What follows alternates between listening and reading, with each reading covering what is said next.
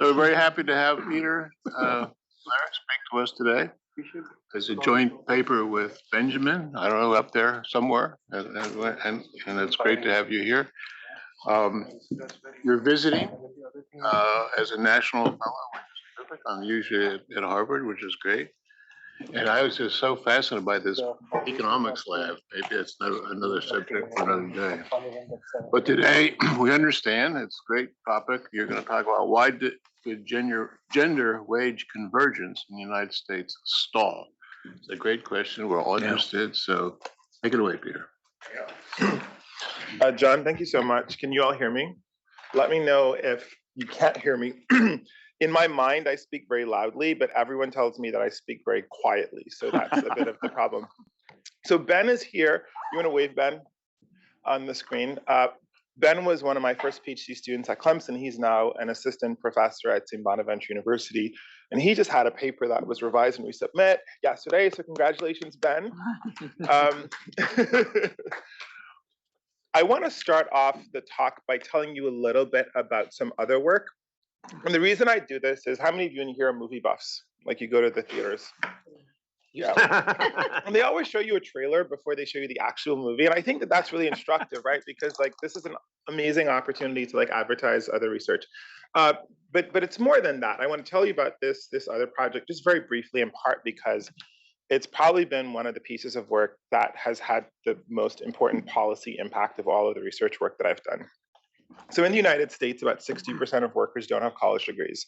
But if we look at job postings, increasingly job postings require college degrees. And all of us in the room knew that. We didn't really learn how to teach as professors when we were in graduate school, but we were thrown into that world and we learned how to do that through experience. And that's really how a lot of learning works. And so along with colleagues at Opportunity at Work, a nonprofit in DC, we tackle this problem of how do you identify the skills of workers without college degrees who typically in our profession have been called unskilled. And so we developed an algorithm that uses data from the Bureau of Labor Statistics to map the skills that a worker has from their current job onto the skills that are required for other jobs. And by doing that, we identified that there are about 30 million out of the 70 million workers in the United States who don't have college degrees, who have the skills for higher wage work. And we've even renamed how we talk about these workers. We call them skilled to alternative routes, other than the bachelor's degree, or STARS, that's the acronym. So we thought this work was super important. We did this work, and about 5 months after that, George Floyd happened. And we probably all can remember where we were when we were watching that 9 minutes and 29 seconds of George Floyd being brutally murdered. And many companies in the US said, what can we do to address racial inequality in the United States? And the traditional answer is, let's just throw money at the problem. And my co-authors and I thought, well, there's more that companies can do. They can hire based on skills and not degrees. Because although degree requirements seem to be race neutral on their face, they encode a huge legacy of racial inequality in education.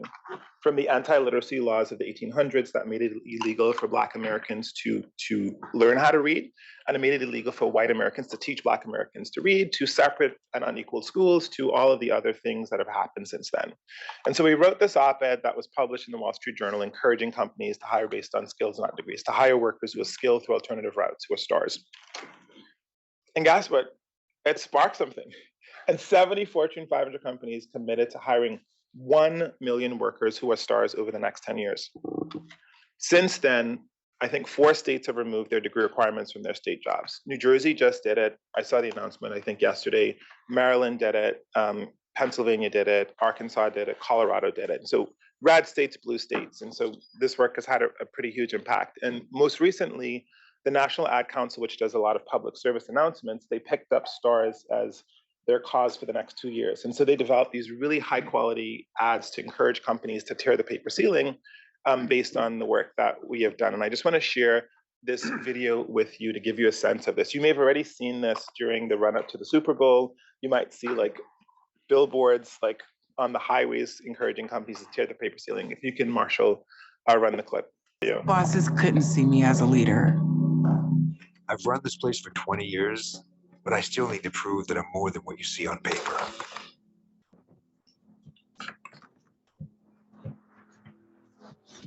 I as long as I've been able to reach a keyboard. This is what I do. It's second nature for me, coordinating 100 details at once. The way my mind works, I have a very mechanical brain. I sold them on my You skills. gotta be so good they can't ignore you. My magic is Analytics and empathy. That's how I get clients. You have to have the confidence in yourself to show up and defy the odds. I am more than who I am. I never got a college degree. And today, I'm the CEO of my own company. People want to tell me I'm one in a million, when actually I'm one of millions. Stars are all around us. It's time for them to shine. So you can check out more information at tearthepaperceiling.org. So now for the main event after that trailer. So I'm going to talk to you today about a paper, Why Did Gender Wage Convergence in the United States Stall? This is joint work with my colleague, Benjamin Posmanick, who is an assistant professor at Bonaventure University. This is just a picture of the students in my research group. And I like to highlight them because this work is done collaboratively across students from several universities. And I talked about the STARS work that we have in our pipeline. Other work that we've done looks at occupational licensing as a job market signal. Other work looking at, is school spending efficient? Rick, you and I have talked a bit about this work, using the housing market to look at what happens to house prices when you start to spend more on teachers. And then another kind of forthcoming paper looks at why is it that elite colleges like Stanford have not expanded the size of their undergraduate class, even though demand is increasing a ton. And while I'm here at Hoover, I've been thinking a lot about the extent to which universities cultivate human potential. And I'm currently in conversations with a large VC here to get some data on student companies that they've incubated, where they've encouraged folks to drop out of school to see if these companies that are incubated outside of the university are as productive as companies that are incubated inside the university. So you can see a lot of my work tries to think about the connection between credentialing and labor market access and mobility, both within colleges, but then also outside of the university. And I mentioned Ben. I just want to give Ben a little shout out. Ben does a lot of work on corporate boards, thinking about issues of licensure, gender, the impact of tenure on firm performance. And Ben is a rock star. So Ben, it's great to work with you. And Ben will know the answer to some of the questions that I don't know the answer to. So it's great that he's here as well. All right. So to give you an outline of the talk, I'll just introduce the puzzle that's at the heart of this paper. So I'll start there. And then I'll talk a bit about some of the data and some of the descriptive statistics. And then from there, I'll set up what we think is going to be our causal analysis for getting a handle on this question of why is it that gender wage convergence stagnated. And then we'll delve into some of the mechanisms that are at the heart of trying to understand this puzzle. Then we look at some heterogeneity analysis, and then we will conclude. And hopefully you'll have a lot of time for discussion, because this is one of those topics where we all have strong opinions about it, a lot of perspectives about it. It's incredibly important from a social standpoint. So I hope that we can have a broad-based discussion in terms of how do we make sense of these results and what are some of the implications for public policy. So I think that that's something where we can push it. The other thing that I will say too is we're in the process of revising this paper. So it was a split decision at the QJE, tears. And so any suggestions that you have for how we can make the paper stronger for the resubmission would be super helpful. I want you to look at this picture here. I'm gonna laser this. This picture is at the heart of this paper. So what are we plotting here? So what we've done is just plot the raw ratio of women's wages to men's wages over time, starting in 1975, all the way up until the present moment. And so these are just the raw differences in wages at the median for women and men. And what you can see is that in the 1970s to the 1980s, this gap is reducing by about 1 percentage point per year. So there's a steady decline in the gender wage gap during this time, both in the raw gender wage gap, but also if you control for things like education, experience, occupation, et cetera, right? And when you look at this period from the early 1990s onwards, there's a marked break in this trend. If you were to draw a straight line through this, the rate of gender wage convergence goes from about 1 percentage point per year to about 0.3 percentage points per year. And this has been an outstanding puzzle in the labor economics literature for a very long time. Like, I'm sorry, is this earnings or really a wage rate? These are wage rates. This is hourly wages. This is hourly wages. This is for full-time. This is for full-time white women and full-time white men. So it's just the cash. Yes, It's not compensation, but it's. that's right. That's right. Material. No. No, 100% it's material. So the way to think about this is a fact. I'm not saying anything except showing you this fact and just suggesting that this has been an open question for a very long time within the literature. And this is gonna be the question that we're gonna try to tackle, which is why is it that the rate of gender wage convergence stagnated in the 1990s? All right. So the convergence of the reduction in the gender wage gap during the 1980s is well understood. So there's a decline in unionization. There's also a decline in the gender gap in observable factors like levels of education, labor market experience, a reduction in occupational segregation by sex. And so the question is, why is it going to be slower in the 1990s? That's the open question. And in this paper, we're going to argue that the introduction of job-protected family leave policies is going to cause this stagnation. Right. So several hypotheses have been offered to explain why gender wage convergence stagnated in the 1990s. And I'll walk you through them on this slide. And on the second slide, I'll try to explain why we think those explanations don't fully get at the puzzle. So the first explanation is that there's been a convergence in the occupational distributions in the 1990s. This is by Blau and Kahn. The second explanation has to do with the growth of the service sector, which is a place where women have a comparative advantage, and that growth has slowed during the 1990s. The other explanation that's been offered is that there was no convergence in overwork or like overtime work between women and men during the 1990s. And then the fourth one, which we think is a really interesting idea too, is that it's been documented by Heinrich Kleven at Princeton that the childhood penalty that women face has slowed in the 1990s, and that this could be an explanation for why gender wage convergence stagnated in the 1990s. Well, first, it's important to recognize that if you account for changes in observable factors, in fact, you would have gotten more convergence rather than less convergence. I'm probably just confused. It sounds like the last point goes the other way. So the last point, if there's a stagnation in the mommy penalty, that should accelerate wage convergence, or am I just totally? Yeah, let me explain that separately. So the penalty that women were facing was declining pretty rapidly, and then that decline slowed down in the 1990s. That's what Heinrich Kleven documents. Yeah. And so if you look at just observable factors, controlling for observable factors, you'd have actually expected to see faster gender wage convergence, in part because women have higher levels of education, higher levels of experience. And so once you account for observable factors, you would expect to see the gender wage gap to have been smaller than it actually is. And then attributing this to a stagnation in the reduction of the mommy penalty, in a sense, leads us to ask the question, well, what caused the childhood penalty to stagnate, right? And we're going to argue that it was the introduction of the Family and Medical Leave Act, which provided job-protected leave for workers, and that's disproportionately taken up by women. I'm just a little confused. You're jumping between levels and trends. So I want to just let me put it as a factual question. There's a gap between potential experience and actual experience between men and women. Right. That gap shrank over time, I presume. Mm-hmm. Did that gap continue to shrink at the same pace in the 90s as it had been shrinking in the 80s?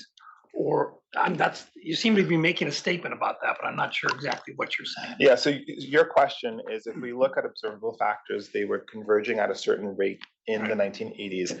Did they continue to converge at the same rate? And could that be the explanation in terms of the rate of convergence of those observables versus thinking about the levels? What I'll show you, so we don't have data, we don't have like a precise number on that in the paper itself, but what we'll show you when we do a decomposition is that if you account for these observable factors, you would have seen the reverse of what you actually see in the data, which is given that women are now starting to like have even higher levels of education than men, you'd actually expect to see like a reverse gender gap based on like just levels of education. So it's not the case that that's a level point, not a change in slope point. No, 100%, 100% agree. So like if the levels are going to be going in the opposite direction, we can double check to see if the rates of those observables could explain this. All right. So why might family leave policies stagnate gender wage convergence? We're just going to motivate this conceptually. So the first is that in about 50% of cases, what we see is that when a worker takes a job protected family leave, that work is going to be shifted onto other workers who are at the firm, or it's going to be shifted onto a temporary worker.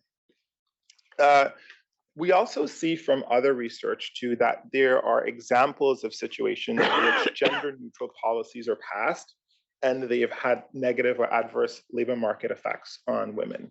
So one example of this is a paper that's in the AER in 2018 that shows that when universities implemented gender neutral tenure clock stoppage policies after the birth of a child, that you saw that tenure rates for women actually declined relative to what was happening before that.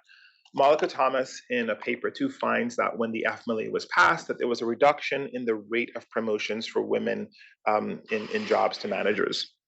Martha Bailey has a 2019 paper where she studies California's paid family leave policy, and what she finds is that after this policy was passed, that in the long run, that women's wages and employment was substantially lower by about 8 percentage points on both the intensive and the extensive margin too. And so there's a growing body of evidence showing that, offering gender neutral policies that are differentially taken up by women could cause negative impacts on women's labor market progress. John? If people looked at women more likely to have children versus women less likely to have children, you would think that 50-year-old women wouldn't have any effect on them at all because they're not going to have any children. Yeah, so you're saying like looking at women who are like with women who are past kind of like the traditional like childbearing age, that you would not expect to see as much of an impact on them. Right. Yeah, I think we did. Ben, we did do this analysis. I don't know if we kept this in the paper, but we could definitely bring it back in. Yeah. Well, but then they also take up responsibility for their aging parents.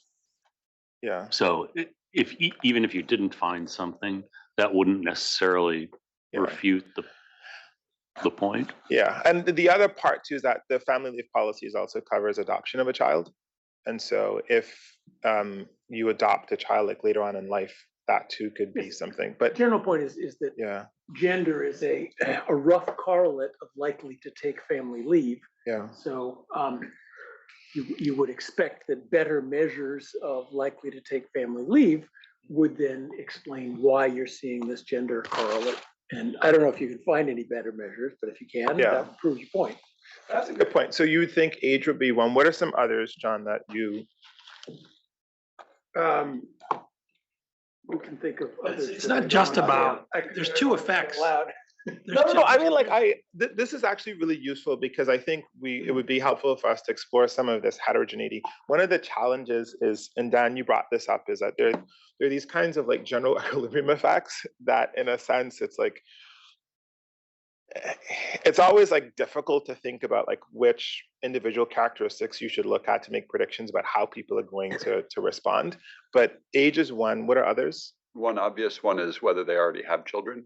Okay. But the family leave policy also subsidize but you can definitely taking care of kids rather than spending more time in the labor market, which can have permanent effects on your earnings over your entire career. So even 50-year-old women who are beyond the childbearing age can be affected by having passed through that policy earlier in their lives. Men can too, obviously, but one might expect women to take up these policies more, these benefits more than men. Yeah, one of the things that we're going to find, so we do some heterogeneity by whether you have a child or not, and what you see is that mothers, the gender wage gap among women who are parents is a lot larger than for women who are single, and we see a much more rapid rate of gender wage convergence among married workers before the passage of these policies, and like much more stagnation after the implementation of these policies than for single women. And so that checks out. They were converging much more quickly in the absence of this policy, but they start to converge a lot more slowly after these policies are implemented. Show the relationship between that sharp line and some of these policies. Yeah, so I'm going to show you that. So let me, you had a question? Did you also check the effects of this policy on fertility, or like, did this, because they subsidized families or having kids, do you check whether it actually had a positive effect on having on number of kids? We can do that. I want to make sure to frame the exercise that we're doing accurately. So this is not a policy evaluation of the Family and Medical Leave Act. What we're trying to do is to say that there's a puzzle, which is that if you look at the gender wage gap over time, it was converging and then it stagnates. What caused this? That's what we're focused on. And what we're going to show you by using state level policies that were passed before this is that you see a similar pattern of gender wage convergence followed by gender wage stagnation, even for these policies that rolled out across the United States prior to the implementation of this federal policy. And so I want you to keep that in focus, which is like, why did gender wage convergence stagnate? Now, whether or not the FMLA impacted fertility and a lot of these other things, they're like very important, but we try to be really clear in terms of making sure that what you take away from this paper is that we're laser focused on trying to answer this really big puzzle in labor economics, because we don't want the takeaway message to be that we have an anti-FMLA agenda. It just turns out that this particular policy is implicated in this question. As you described it, it would be a level effect, not a growth rate effect, and it should be quantitatively reasonable. So if you know, 1/4 of women are going to take a month of family leave, and that's a week a year per woman. So then wages should go down by 1/52nd in a level effect, and then keep growing. You build up to some enormous, this is like 10, 15 to 20 log points at the end, and it's a growth effect, not a level effect. So there's work, for example, if you look at the minimum wage literature, where that's another context where you might expect to see like level effects. So policy diffusion takes time. So that's one thing. And so there could be some latency or some dynamics in terms of that. Wages are also like sticky. There's downward rigidity in wages. And so, for example, like if a worker becomes more costly to you today, it might be very difficult for you to cut their wages. There was a paper, I think that was presented, this was at the NBR Labor Studies meeting, where they were doing some surveys in Europe trying to see like, why is it that firms are more likely to fire people than to reduce wages? Yeah. And so once we've got to the level, shouldn't it go back to growing? And is it at all, does it make sense that it's 20 log points? In terms of the point estimate, so we could benchmark this to what Martha Bailey finds in her paper. So if you look at what she finds in her paper, looking at the California policy, she finds that 10 years out, women's wages are about 8% lower. And when you look at the impacts that we're finding here, so if you think about, you know, like 20 log points over 20 years, you're looking at a comparable estimate to what Martha finds in her paper. So I think that what we're finding here is within the ballpark. I'll just say also to John's question, this gentleman's, I don't know your name, point about fertility and marriage even might be relevant, because that could accumulate over time. Can you say more? Just in the sense, once you have a child in the household that you wouldn't have had, The work lasts for the rest of your you're going to be dealing with that kid for at least 18 years. And it may have effects beyond the first year. That's a good point. So in some sense, you're saying that some of the into having children that you wouldn't have had, and it changes the way you live your life. Yeah, thank you very much. That's a very helpful point. All right, so let me describe for you what we're going to see in the FMLA. So the FMLA is passed in 1993, and this is going to guarantee 12 weeks of unpaid family leave to workers. And this is going to be for the birth or adoption of a child. It could be for your own illness, for the illness of a loved one that you need to take care of. And there are going to be certain requirements in terms of, for the most part, it's going to cover workers who are full-time, full year, more or less. This is going to be a gender neutral policy, but that's going to have like much higher take up by women than men. This policy is also going to be preceded by similar policies in 12 states and also the District of Columbia. And we're going to be leveraging some of that pre-FMLA variation in our causal research design. Let me describe for you the approach that we're going to take in the paper. So first, what we're going to do is we're going to show you that the trend break in gender wage convergence is going to occur around 1993, which is the FMLA year. And that's going to be purely descriptive. And then secondly, what we're going to do is use the state variation in laws before the FMLA to show you that even with these laws that passed prior to the FMLA, we see a similar pattern of gender wage convergence followed by gender wage stagnation, just using those pre-FMLA states. The second thing that we're going to do is we're going to combine both that state level variation and the federal level variation, which is going to treat the remaining 38 states to show you that quantitatively and qualitatively, we get a very similar pattern of results in terms of the impact of these family leave policies on gender wage convergence. And the state level variation is going to be important because there are a lot of things happening federally in the early 1990s. And so you might be concerned about policy endogeneity, that there, welfare reform happens in 1986, the EITC gets changed, there's a whole lot of other things happening at the same time. And so the state level variation really is going to give us a handle on just generically what happens when you pass these kinds of family leave policies. We're also going to test the extent to which alternative explanations like the EITC or welfare reform could impact our results. We're going to directly control for when welfare reform waivers are going to be passed at the state level in our main analysis. And then for the EITC, we're going to split our sample into workers who don't have college degrees and workers who have college degrees, with the understanding that the EITC is going to be a lot more binding for workers without college degrees than for workers with. And we're going to show you that a lot of the action is really for workers with college degrees.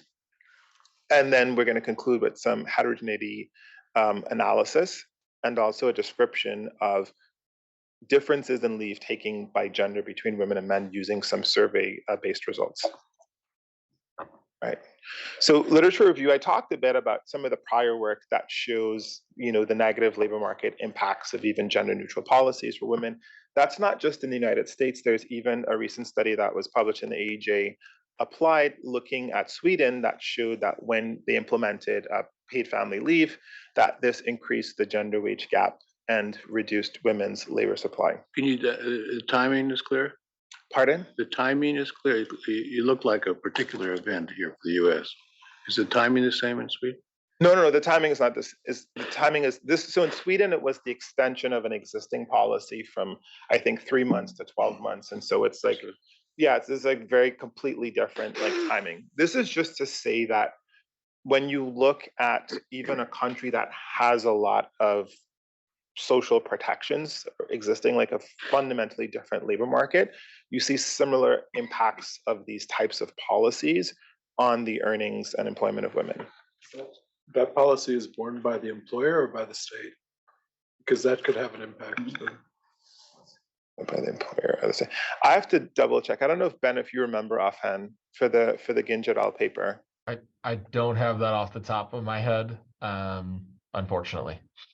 Okay, but we can get back to you on that, because you're absolutely right in terms of the incidence will matter a ton, and in a lot of ways, when you think about the FMLA, the firm has to keep the job open for the worker, and so a lot of the incidence is borne by the firm and not by the state, and so a potential design flaw with the way that this policy is designed is that because the incidence is on the firm and not on the state, you can have a situation in which firms have an incentive to engage in statistical discrimination. And that almost takes us to the conclusion in terms of what are some of the policy lessons in terms of policy design. Would you expect, therefore, for a specific individual that the impact would be much larger in a small firm than in a large firm? There is going to be a cutoff. So firms that are smaller than 75 are exempted from the FMLA. In the publicly available data, we don't have access. We have a very crude access to the firm size, and it doesn't line up over time. And so we've kind of struggled to exploit that variation.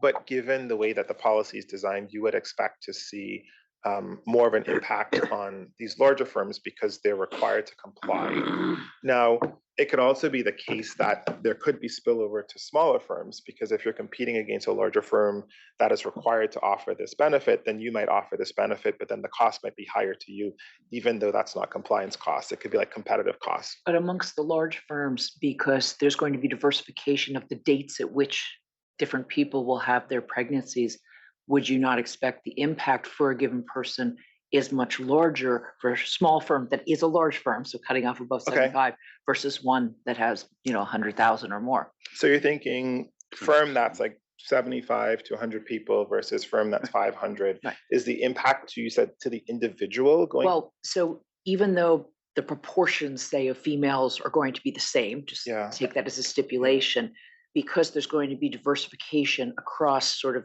the date of when, and therefore you're not keeping N slots open for all of those people. You're keeping only the ones that are currently, whereas for a firm, one slot is quite significant.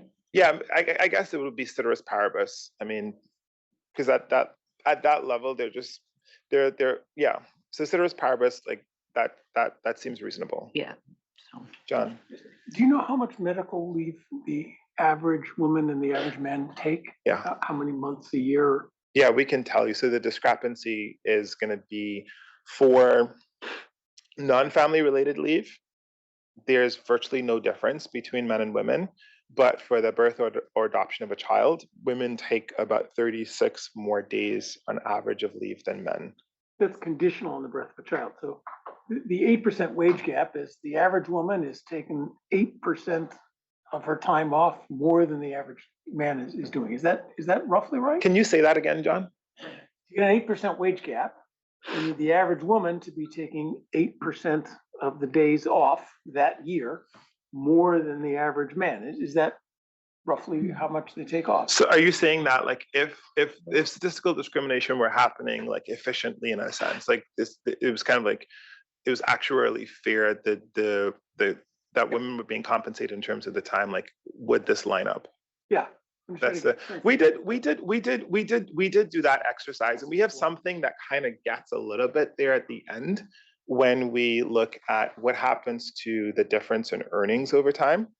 So in the first 2 years that the policy is in place, you virtually see not a lot of over time. You see that the difference in earnings grows to about $4,000 over a period of about 10 years. And so we could do the exercise where you deflate by, well, how many women are taking leave, and how does this map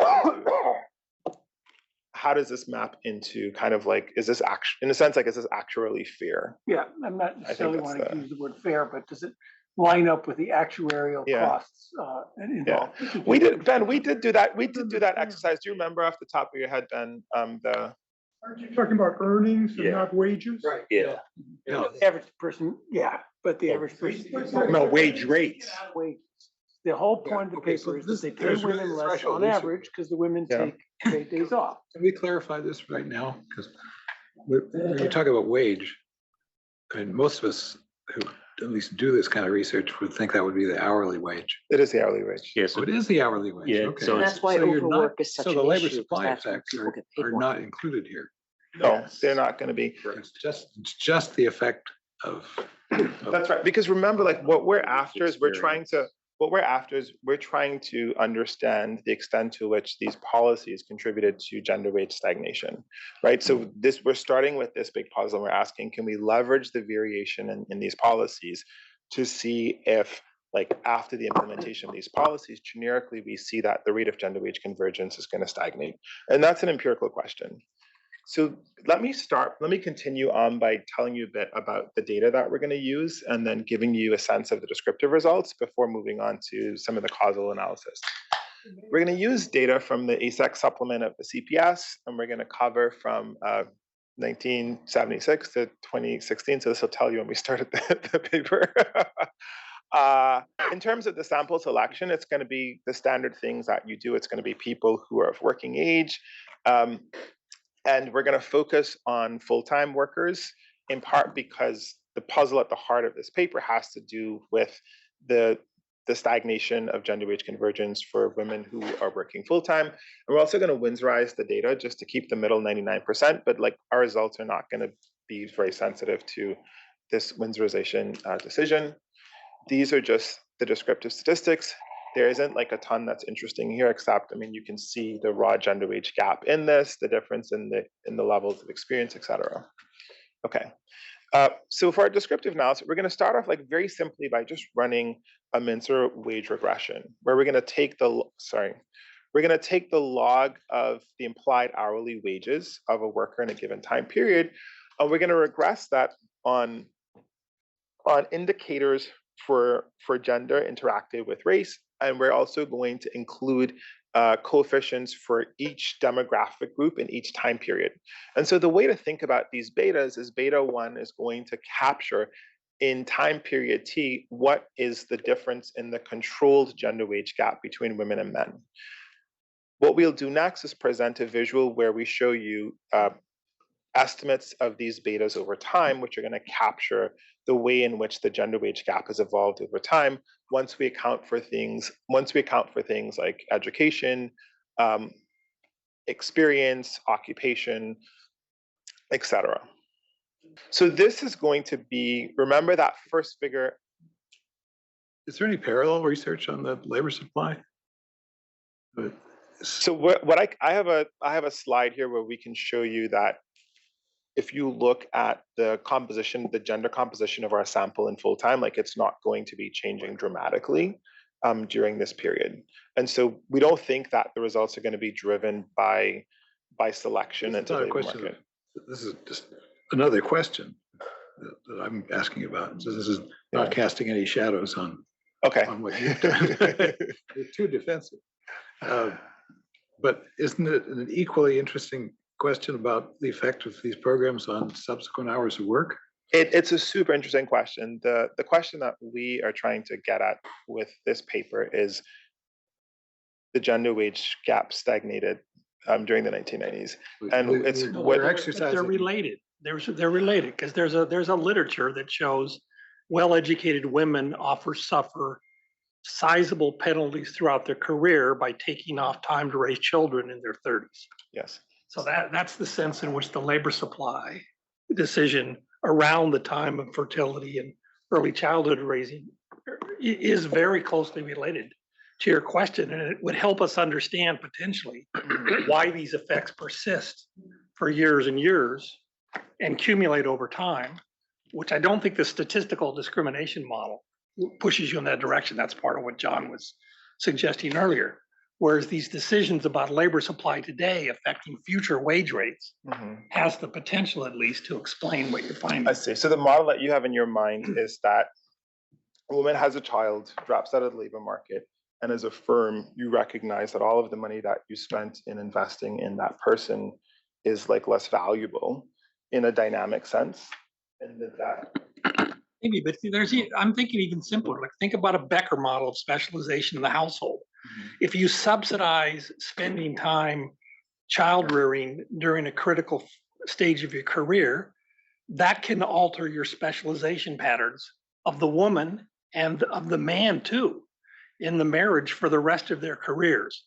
And so auxiliary implications of this view, which are not coming out of the statistical discrimination view, is that if you look at married men and women 5, 6, 10 years down the road, the men may actually be working more hours as a consequence of this policy. The women may be working less, not just during the 36 days they take off originally that they get compensated for, but that alters their pattern of specialization in the household. Yeah, that persists throughout the rest of their career. That strikes me as a potential hypothesis that can account for your facts. So that could be like a mechanism. That could be a mechanism. Yeah, and I appreciate that. The way to test that is to look at the labor supply responses, not just contemporaneously, but several years down the road. You have the staggered introduction of these FMLA programs by state, which allows at least some possibility of actually teasing that out. Yeah. Okay. We can. No, I appreciate that. And I appreciate you pushing us in that direction. It's so we have another paper where we look at what's happening in the part-time segment of the labor market, and we've decided to kind of split those two papers. But I guess you're pushing us to think about this in a more integrated way. There is, as you mentioned, there is work on this. So Heinrich Klevin at Princeton has a great paper documenting the childhood penalty over time and across state and even across countries, where you're absolutely right. Women generically lose about 20% of their earnings, drop by about 20% after the birth of a child. In terms of the extent to which this is going to affect specialization, there is work. So Miriam Bertrand shows that what happens with MBAs after they graduate right away is that you see that there's virtually no gender wage gap.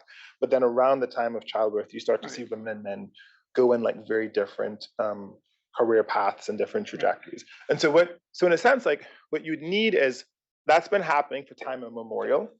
And so what you'd need is the interaction of that with these policies, which intensifies in a sense, it provides more liberty for women to take this path, but that in turn kind of creates a lot more. Well, it subsidizes both men and women to take the path, but there's reasons to think that women will be more responsive to that particular subsidy than men.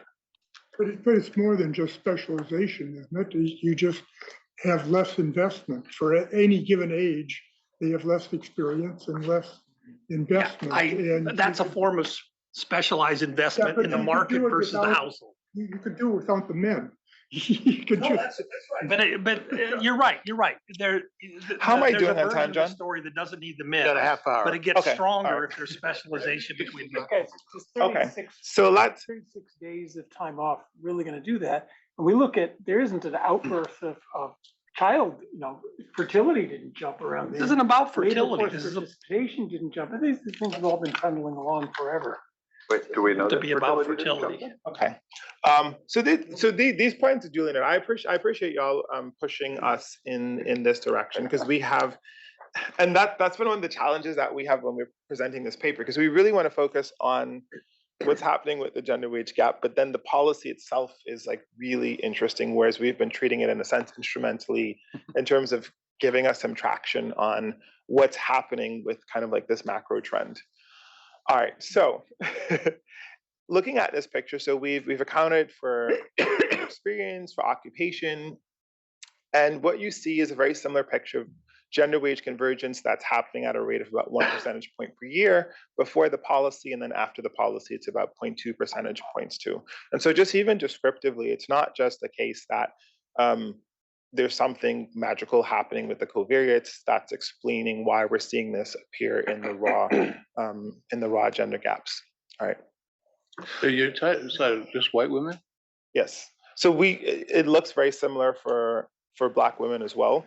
Now we could put all women together, but if you put all women together, then what does the race dummy mean? So it's you kind of have to pick your battles.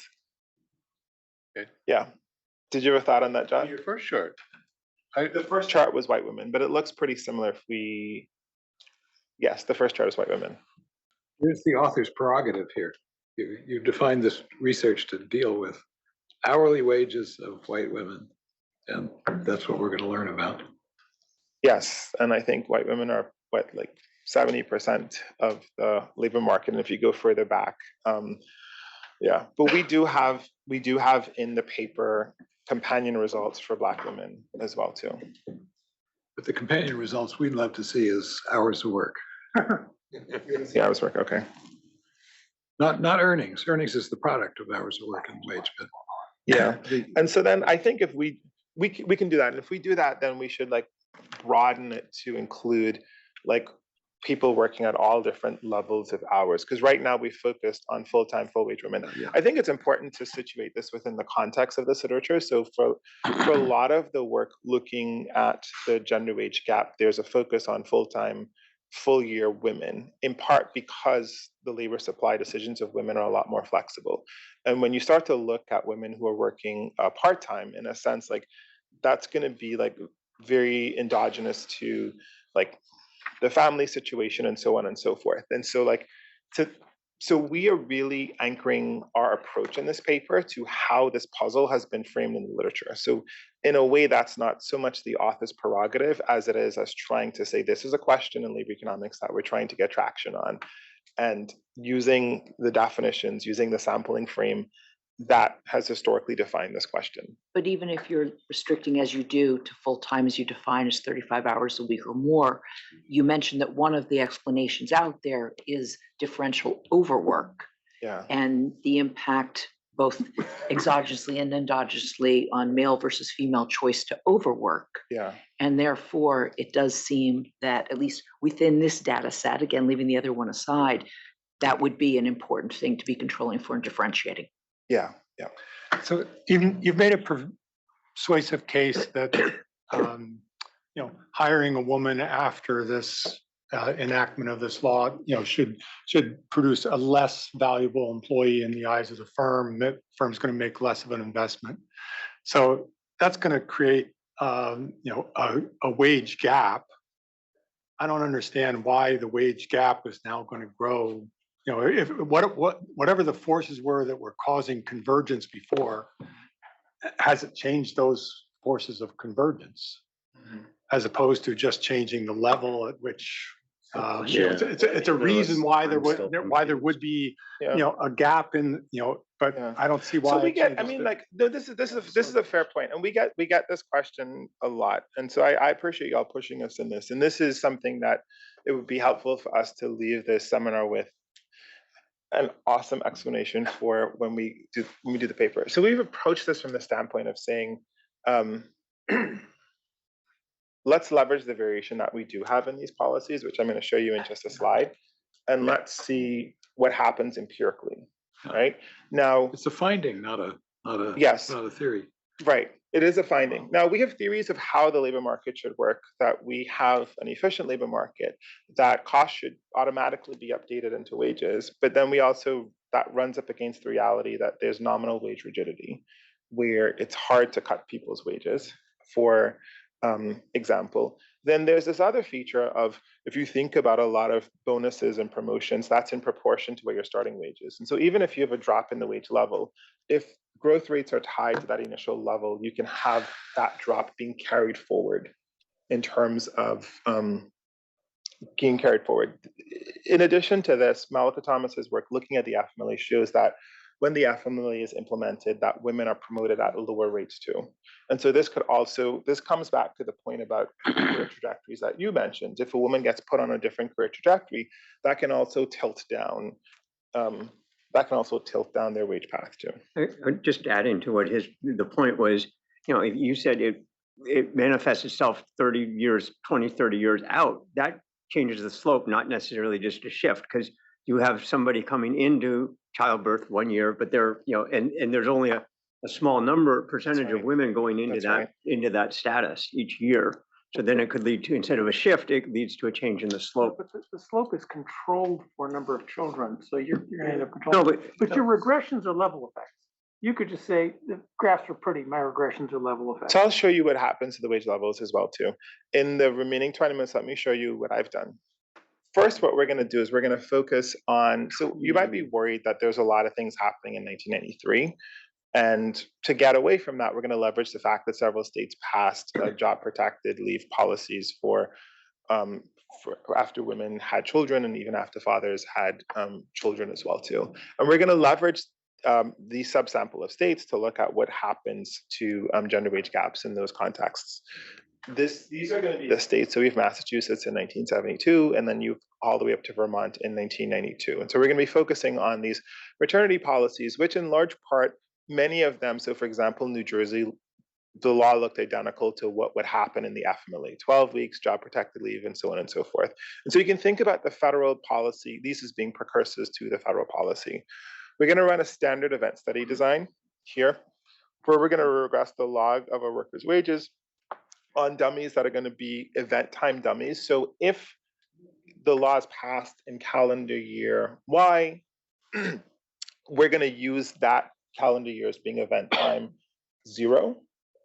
And we're going to look at all of these event study coefficients relative to the event year before the passage of the policy, so relative to tau -1. And we're going to interact these with race and gender. We're going to show you primarily the results for white women. The results for Black women are in the paper. So if you're interested in seeing those, we have coverage there. The other thing that I should mention too is there are going to be several states that are going to pass several states are going to have welfare waivers, and we're going to directly control for that in the specification too. So you should think about this design as being, in a sense, purging out some of the contributions from these welfare reforms that you might think could also impact our results. All right, so these are the state level estimates, just looking at those 12 states plus the District of Columbia that passed policies prior to the FMLA. And this is necessarily going to be noisy because we don't have a ton of observations of variation. But what you can see here qualitatively is that prior to the implementation of this policy, you have this steady gender wage convergence, and after the policy, you start to see this stagnation. And we're going to quantify this in terms of fitting a trend line through these points. That's going to allow for a different slope and a different intercept before and after these policies to quantify what was the rate of gender wage convergence prior to this policy, what was the rate of gender wage convergence after this policy, and is that difference going to be statistically significant? Hold on one second. We're also going to weight inversely by the standard error of each of these point estimates so that noisier estimates receive less weighting. All right. There are 5 observations post-event, which continue the growth, and then I'm going to show you. I'm going to show you these results. I'm going to quantify this. So right now we're running ocular regressions in our brain. Let's run some actual regressions. Okay. All right. So the second thing I'm going to show you now is going to be what happens when we include both the state and the federal variation. And I promise you those regressions are going to come in just two slides.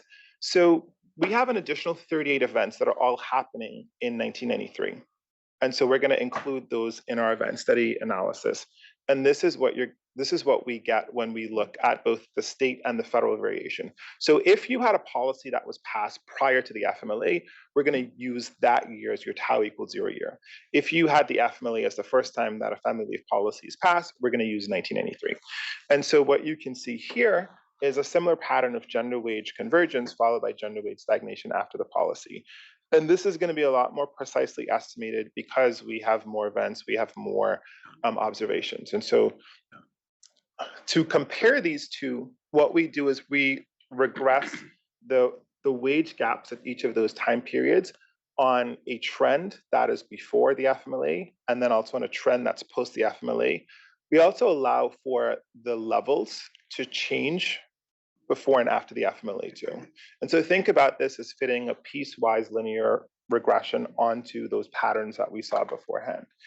Now let's focus in on this event time trend. So this is going to tell us what's the rate of gender wage convergence prior to the policy. In the first column, this is using just the state variation in the states that had policies prior to the FMLA. In the state and federal variation, we're going to have both the 1993 variation that covers those 38 states plus the 12 states and the District of Columbia beforehand. So what you can see is that prior to the implementation of these policies, the rate of gender wage convergence was about 0.7 percentage points per year. And then after these policies, the rate of gender wage convergence is about 0.2, right? And so there's a statistically significant drop in the rate of gender wage convergence. If you look at the state and the federal variation, you see like a very similar picture of gender wage convergence prior, stagnation thereafter, and this rate of gender wage convergence post-period is going to capture like what that rate is. And so this is going to be, I think, 0.03 percentage points after the policies. Now, your question, sir. No, Did you have a question? You resolved my objection. Okay.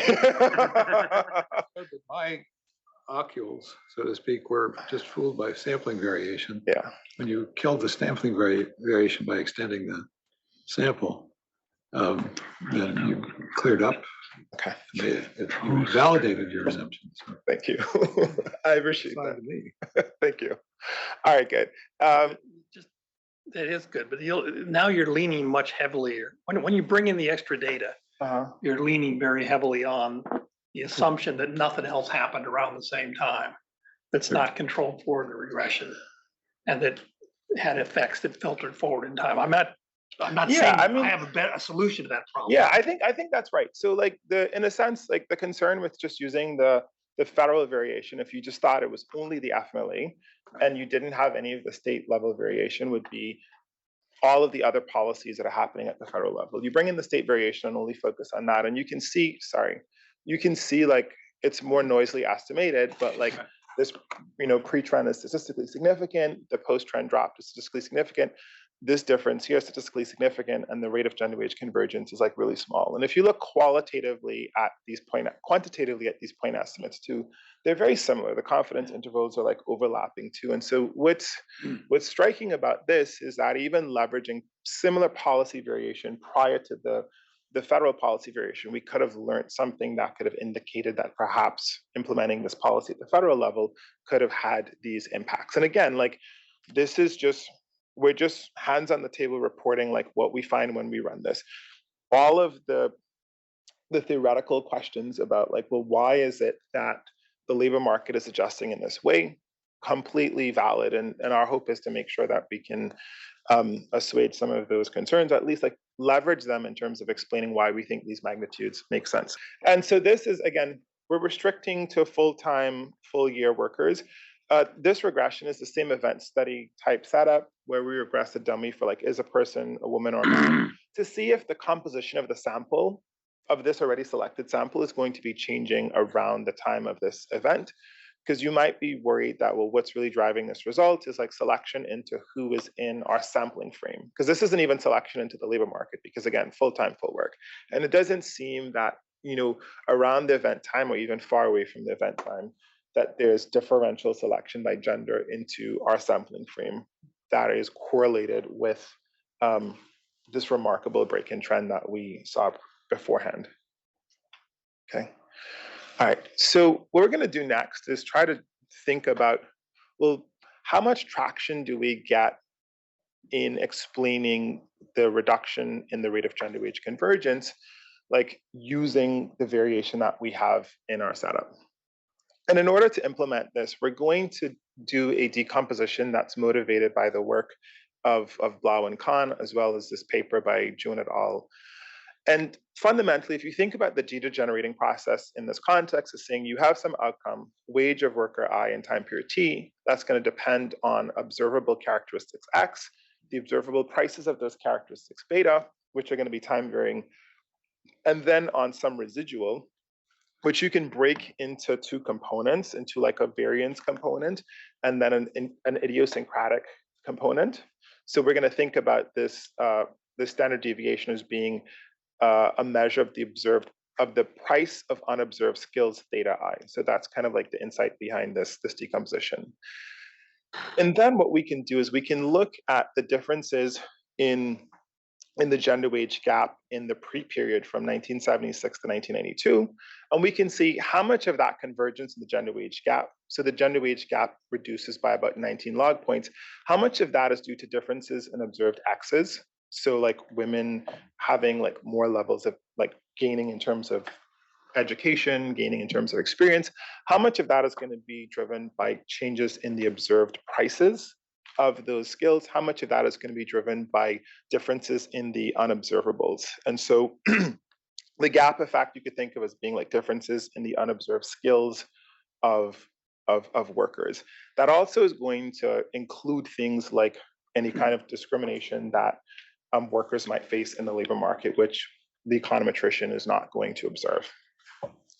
What you can see in this first column is that the reduction in the gender wage gap, a lot of that is going to be driven by differences in the observed X's, but then also there's going to be a reduction in these unobservable skills as well too. The way that this has been interpreted in the literature is that there's a reduction in gender discrimination that's happening during this period too. And you might think about this as when you allow women into the labor market, they have access to educational opportunities. Firms learn over time that women are very similar to men. And so there's no need to penalize them when they're in the labor market. Just the observed X's is education. And then what's the measure of experience? It's a potential experience? It's You're actually potential trying experience. to construct some out. Okay, so then So then presumably the potential, the actual experience differential, which is shrinking, that's going to show up in one of the other rows. Yeah. So this, yes, that's right. That's right. When we look at what's Isaac? Take a stab at quantifying the difference in actual experience because you know the universe of women, and then you know what share of them are working. And then Can you speak up a little bit, Isaac? So you know the universe of women.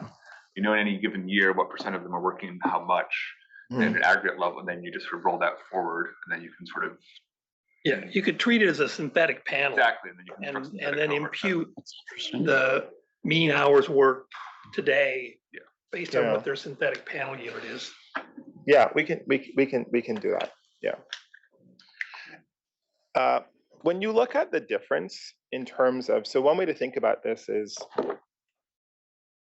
so the change in the gender wage gap between 76 and 1992 is a reduction of 20 log points.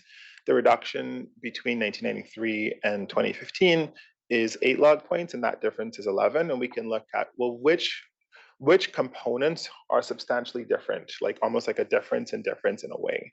And what you can see is that the thing that really stands out in a very glaring way is the fact that the reduction in the gender wage gap coming from a reduction in differences in unobserved skills between women and men was pretty dramatic in the pre-period and is pretty muted in this post-period.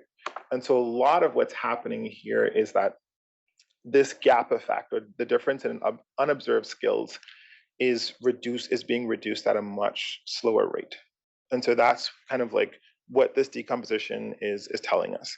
Now, what we can do is we can say, let's look at the estimated reduction in the rate of gender wage convergence that we estimated from our event study estimate, and then see if we were to use that reduction of, I think it was like 0.6 percentage points per year, and we rolled that forward across all of these years, like how does that compare to this slower convergence in this gap effect, right? And if you do this, you can kind of explain like close to about 94% of the reduction in the gap effect between How do you these get two. 94? Say that again? How do you get 94? So the way that we get 94 is if you go back to, let's see, if you go back to here, right? So like after the implementation of these policies, you see a reduction in the rate of gender wage convergence of about 0.7, this is 0.67 percentage points. And then if you roll that forward by, I think it's 20 years, then you get this 14.74 percentage points. And then that relative to this 15.6 percentage points is going to be 94%. So the price effect actually goes the wrong direction since it's positive. The unobserved price effect of the observed prices. Yes, exactly. Yeah. So in a sense, it's almost like those. Let's see. Yeah. So what's happening during this time period is like women are getting like higher levels of education, but then like the returns to those skills are the returns of those skills would actually push the gender wage gap in the opposite direction. Made it worse. Yeah. Okay.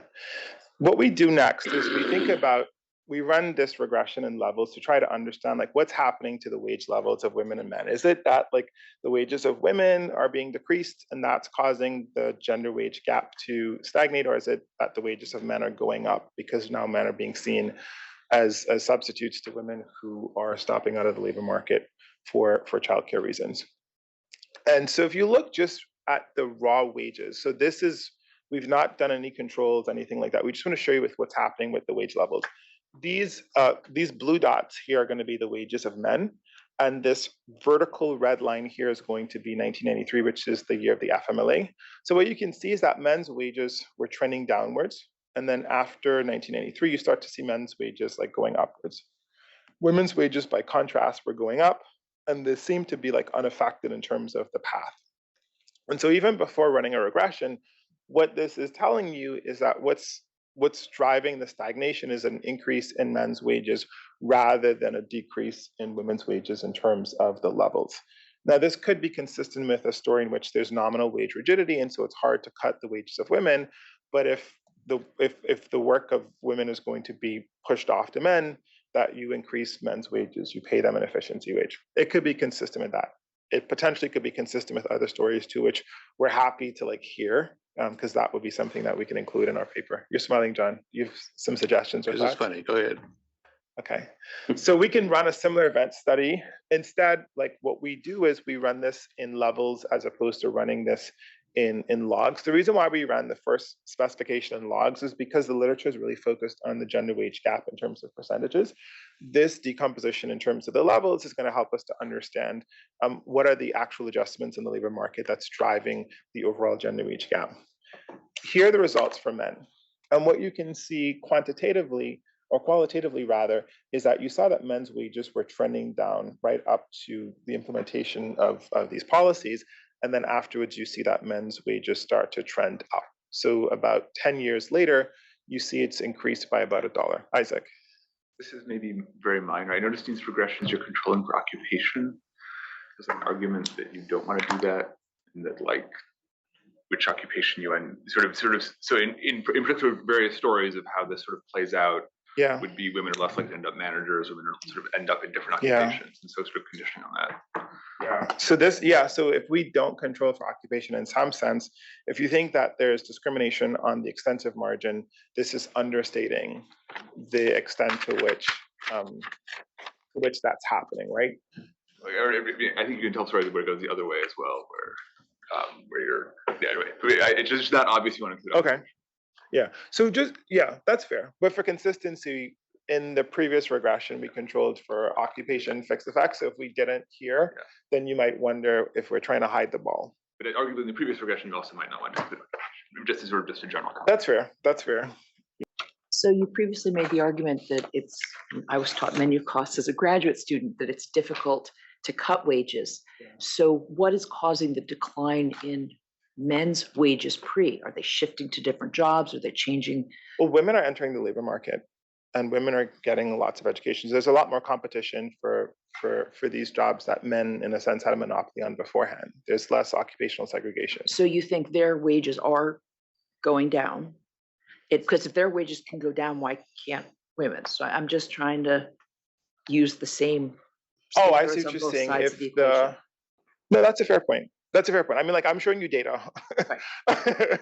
I'm saying like one of the reasons why you might see firms being unwilling to cut wages might be nominal wage rigidity. Now, what I was showing you on the previous page were real wages.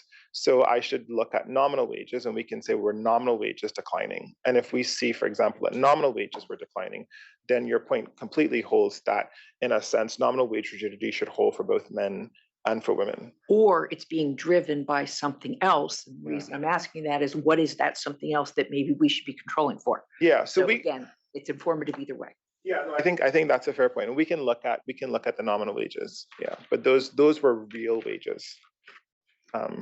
Okay, and so this is looking at the wages of women. So you can see that women's wages were increasing leading up to this event, and then afterwards they kind of like stagnate, and then towards the end they start to uptick a little bit.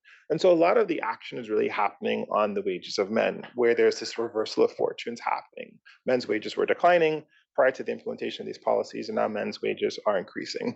But we don't see, a negative impact on the wages of women. All right, I have 7 minutes. This is good. We can get 10. All right. So now something you might be concerned with is that, there are other policies that are passed during this time too. For example, like the earned income tax credit. Maybe this is something that's driving the results. So what we do is we look at these wage level regressions for workers with and without college degrees, under the presumption that the EITC should have a bigger impact on workers who don't have college degrees versus workers who do have college degrees. And let's see, let me show you those results. And so this is looking at men. So remember, a lot of the action was looking at what was happening with men's wages, where they were declining before the policy, and then they start to increase after the policy. If we look at men without college degrees, this is on the left, we see a pretty flat pre-trend. So men without college degrees actually were not experiencing substantial declines in their real wages, right? So, just to go back to the previous conversation, so in a sense, like they're not facing differential competition in this segment of the labor market, which makes sense because what's happening during this period is like women are getting more college degrees, et cetera. And so where you expect to see the competition happening is for men with college degrees. And that's precisely what you see in this figure here, where it's the real wages of men with college degrees, those were the ones that were declining. But after the implementation of these policies, the wages of both sets of men go up, but the wages of men with college degrees go up by a lot more. And so if this was a story of the EITC driving this, we would have expected to see the reverse happen, where it was the wages of men without college degrees going up by a lot more than the wages of men with college degrees. Okay. Do you see in the society as a whole that women who are married to men who are college educated are more likely to take this policy than not? Can you say that again, please? Women who are married to men who are college educated? Right. Are they more likely to take this family leave than not? We can check that. Because you seem to be showing an intersectionality Yeah. between the education We can check. and the impact. Yeah, we can check that if we have when we look at the usage data. All right.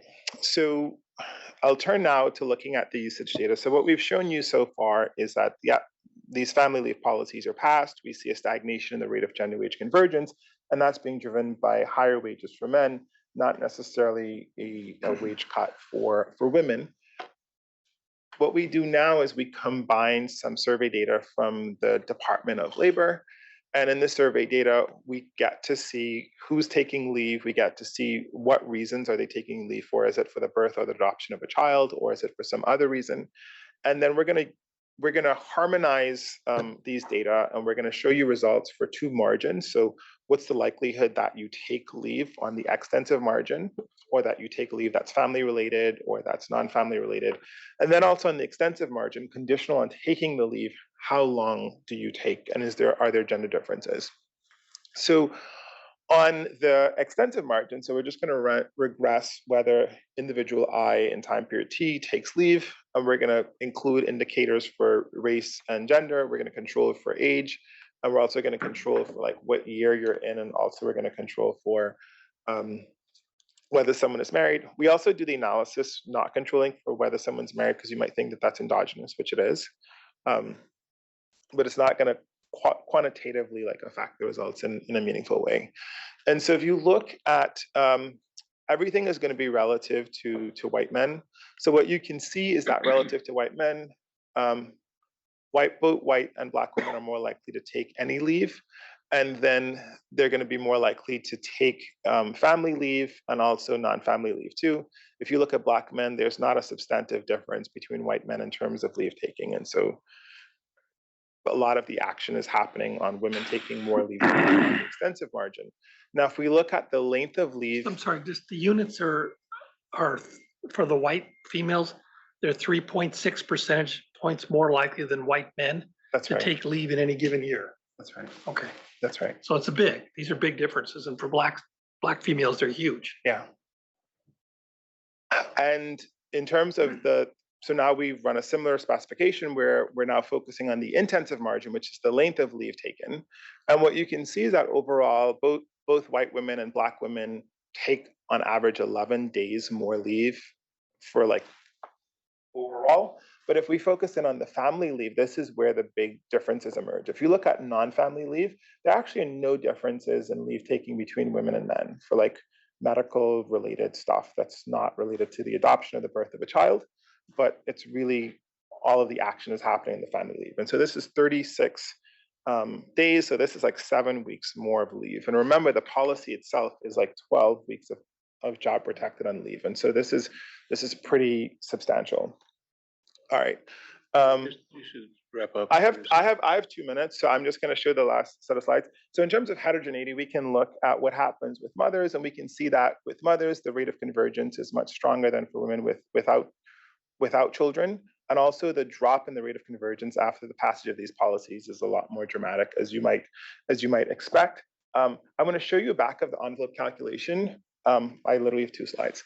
where what we do is we take the point estimates that we have for the rate of gender wage convergence before and after the leave policies in terms of the wage levels, and we project out the pre-leave wage rate as a kind of a counterfactual to then look at the difference in the wages that women earn relative to what they would have earned in the absence of these policies.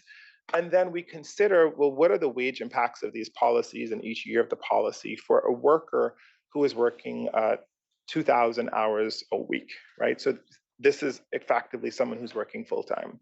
And if you look at these policies in the black triangles, these are the wage impacts for men relative to the counterfactual of the pre-leave rate of wage growth.